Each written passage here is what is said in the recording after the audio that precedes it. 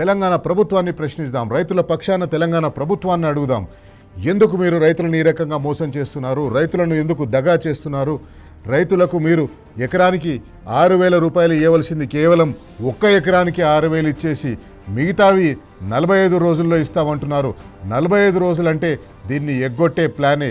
ఏదో ఒక రైతు భరోసాని వానాకాలంది ఎగ్గొట్టే ప్లాన్ కాంగ్రెస్ పార్టీ ప్రభుత్వం వేస్తున్నట్టుగా కనిపిస్తుంది. ఎందుకంటే ఇప్పుడు మొదలు పెడితే 45 రోజులంటే మళ్ళీ వానాకాలం పంటకు రైతులు సిద్ధమవుతుంటారు.